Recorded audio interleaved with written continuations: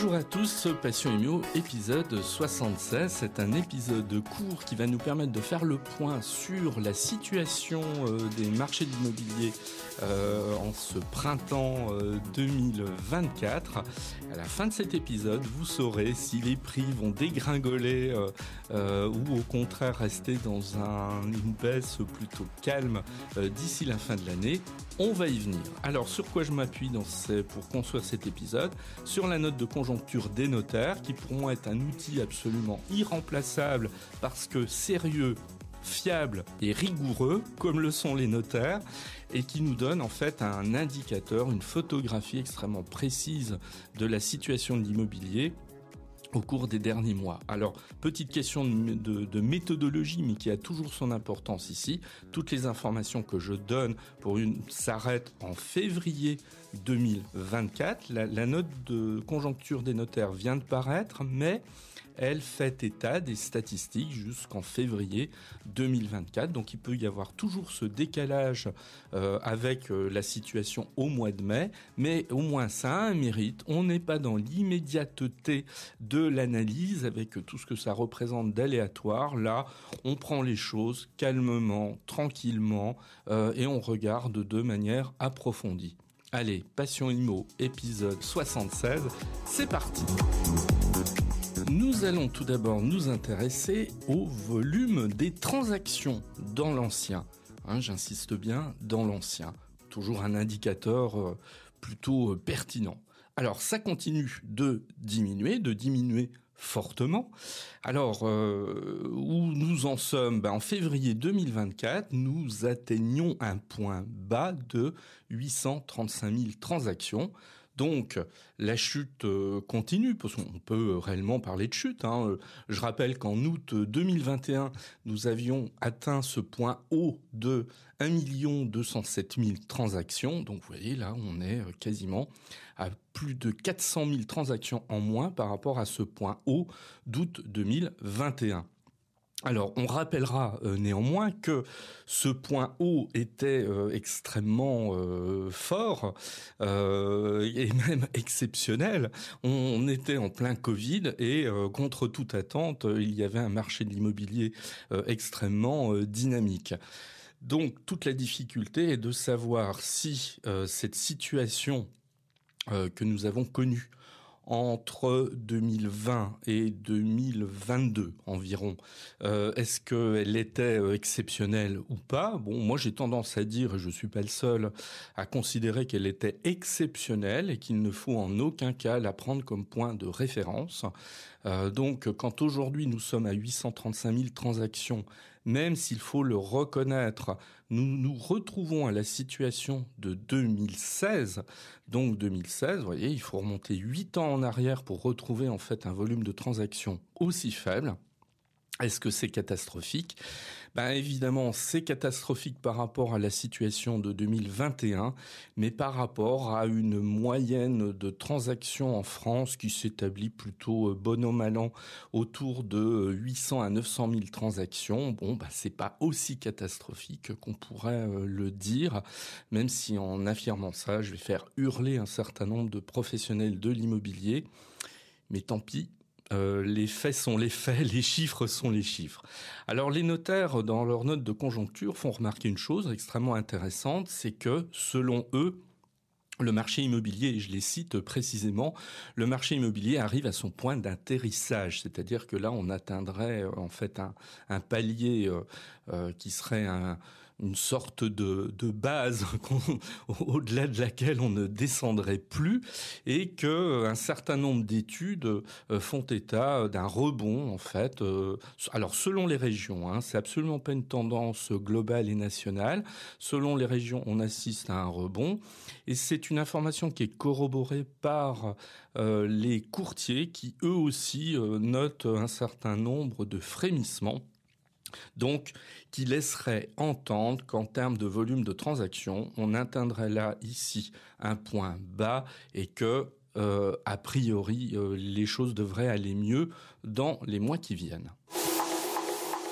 Deuxième élément de réflexion qui est apporté là encore par une note de conjoncture des notaires, les prix.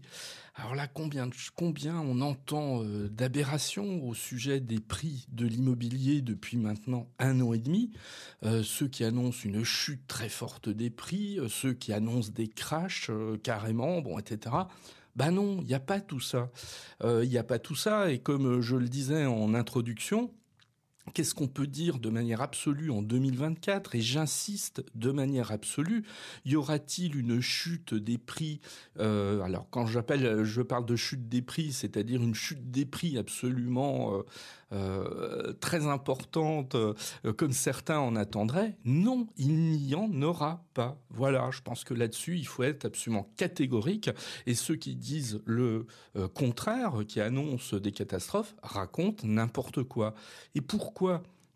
Mais parce que pour qu'il y ait baisse des prix, il faudrait qu'il y ait suffisamment d'offres de biens sur le marché, abondance de biens qui pousseraient en fait les vendeurs à baisser leur prix pour trouver preneurs. Or, ce n'est absolument pas ce auquel on assiste. On le voit bien dans la plupart des régions de France, il n'y a pas assez de biens à vendre. Bon, donc quand on est dans un contexte où il n'y a pas assez de biens à vendre, les prix se maintiennent à un niveau relativement élevé. Donc, au risque d'insister lourdement, non, il n'y aura pas de chute des prix en 2024. Alors, il y a une baisse des prix, mais moi j'aime bien la nuance. Baisse des prix ne veut pas dire chute des prix. Qu'est-ce qu'on constate sur le prix au mètre carré des appartements anciens au quatrième trimestre 2023, parce que l'étude des notaires s'arrête au quatrième trimestre 2023, il y a toujours ce décalage dans l'étude. En fait, quand on regarde la carte de France de l'évolution des prix des appartements, on voit, alors il y a des situations assez exceptionnelles, Bourges plus 16%, donc vous voyez, vous avez des villes où les prix continuent d'augmenter, Corse du Sud plus 6%. Et puis voilà, c'est très exceptionnel. Dans les autres villes de France, les prix baissent. Alors les prix baissent, en fait les prix baissent. Vous voyez, vous avez Bayonne moins 1%, Toulouse moins 1,5%, Marseille Marseille qui continue d'augmenter un petit peu, Nancy moins 1%. Vous avez une autre catégorie, une baisse un petit peu plus affirmée. Besançon, moins 2%, Dijon, moins 1%, Saint-Étienne, moins 3%. Et puis, on a des villes où on a effectivement une baisse des prix beaucoup plus marquée. Tours, moins 8%, Rennes, moins 7%, Nantes, presque moins 10%, Paris, moins 7%, Lyon, moins 10%. Voilà, mais c'est pas un effondrement des prix, en fait. C'est que fondamentalement, les prix se maintiennent plutôt bien, compte tenu des années passées où les prix ont tellement augmenté que cette baisse des prix, finalement, elle ne remet rien en cause sur la hausse générale des prix de l'immobilier de ces 10 dernières années. Donc là-dessus, les notaires sont extrêmement distants par rapport à ce discours qu'on peut entendre. Ils ont tout à fait raison.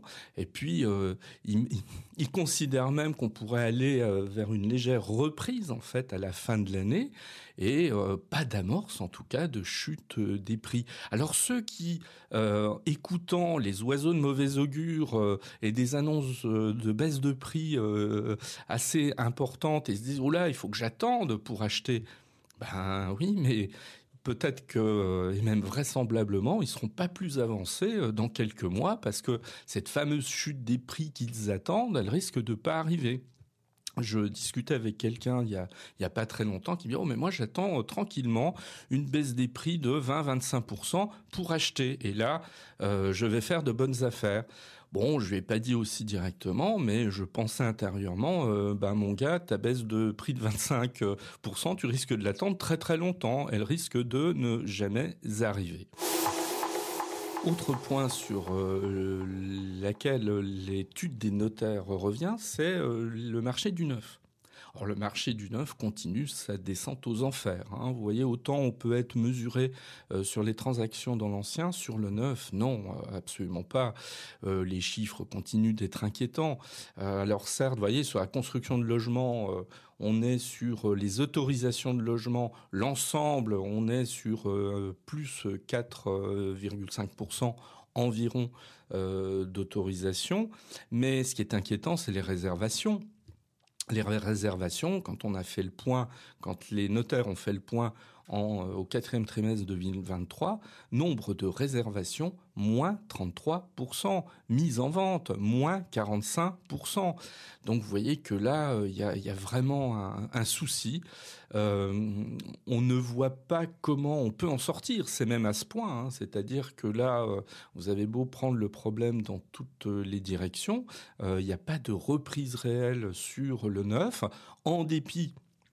Et là, c'est pas les notaires qui le disent, c'est les observations plus globales, en dépit d'offres parfois promotionnelles assez intéressantes de la part des promoteurs, qui font des offres plutôt très attractives, qui ont soit baissé les prix notamment de manière assez importante. Bon, et comme on s'achemine vers une fin du Pinel à l'horizon 2025, puisque le Pinel va s'arrêter au 31 décembre 2024 et qu'il n'y a rien qui prend le relais, a priori pour l'instant, on voit bien que là, les investisseurs dans le neuf, ils font grise mine et les chiffres transcrivent complètement cette tendance absolument inquiétante. Voilà, cet épisode est terminé, il était rapide, il s'agissait juste de faire le point. Donc, que conclure ? 1. Le volume des transactions, la baisse continue, mais on devrait s'acheminer vers un point bas et donc sans doute un rebondissement d'ici la fin de l'année. Les prix, ils continuent de diminuer, mais de manière relativement modérée par rapport à ce que certains aimeraient. Et là, qu'ils arrêtent de prendre leurs rêves pour des réalités. Troisièmement, la situation dans le neuf qui continue d'être absolument catastrophique. Là, en revanche, je ne suis pas dans la nuance parce que cette situation, elle est exprimée de cette manière. Cet épisode est donc terminé. Vous pouvez me retrouver comme d'habitude sur les réseaux sociaux, en particulier sur LinkedIn. Je vous souhaite d'agréables journées parce que le soleil est en train de revenir et donc à très bientôt pour un nouvel épisode.